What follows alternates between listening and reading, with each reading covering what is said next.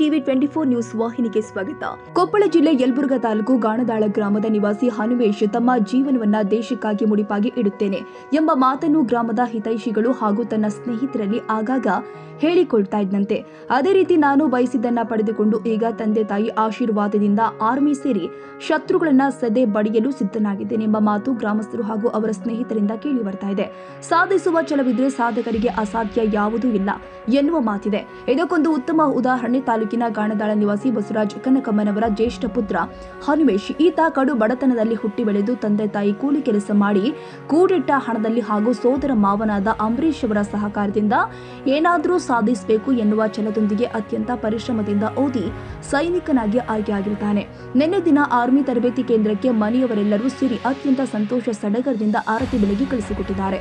ಪ್ರಸ್ತುತವಾಗಿ ಜಮ್ಮು ಕಾಶ್ಮೀರದಲ್ಲಿ ಭಾರತೀಯ ಸೈನಿಕರ ಮೇಲೆ ಉಗ್ರರ ಅಟ್ಟಹಾಸದ ಬಗ್ಗೆ ಗೆಳೆಯರೊಂದಿಗೆ ಚರ್ಚೆ ಮಾಡಿ ದೇಶ ಪ್ರೇಮವನ್ನು ಎತ್ತಿ ತೋರಿಸಿದ ಸೈನಿಕನಿಗೆ ಒಳ್ಳೆಯದಾಗಲೆಂದು ಊರಿನ ಜನತೆ ಹಾಗೂ ಅವರ ಸ್ನೇಹಿತರು ಶುಭ ಕೋರಿದ್ದಾರೆ. ಕನ್ನಡಿಗರ ಮೆಚ್ಚಿನ ನಿಮ್ಮ ಟಿವಿ 24 ಕನ್ನಡ ನ್ಯೂಸ್ ವಾಹಿನಿ ಇದೀಗ ಟಿವಿಯಲ್ಲಿ ಲಭ್ಯ. ಕರ್ನಾಟಕ ಮತ್ತು ದೇಶ ವಿದೇಶದ 360 ಡಿಗ್ರಿ ಸುದ್ದಿ ಹಾಗೂ ಉತ್ತರ ಕರ್ನಾಟಕ, ಬೆಳಗಾವಿ, ಬಾಗಲಕೋಟೆ, ಧಾರವಾಡ, ಹಾವೇರಿ, ಗದಗ, ಬಿಜಾಪುರ ಜಿಲ್ಲೆಯ ಕ್ಷಣ ಕ್ಷಣದ ವಿವರವನ್ನ ಪಡೆಯುವುದಕ್ಕೆ ಟಿವಿ 24 ಕನ್ನಡ ನ್ಯೂಸ್ ವಾಹಿನಿಯನ್ನ ಲೈಕ್ ಮಾಡಿ, ವಿಡಿಯೋಗಳನ್ನ ಶೇರ್ ಮಾಡಿ, ಕಮೆಂಟ್ ಮಾಡುವ ಮೂಲಕ ನಮ್ಮ ವಾಹಿನಿಗೆ ಸಹಕಾರ ನೀಡಿ ಮತ್ತು ಚಾನೆಲ್ ಅನ್ನ ಸಬ್ಸ್ಕ್ರೈಬ್ ಮಾಡಿ. Thank you.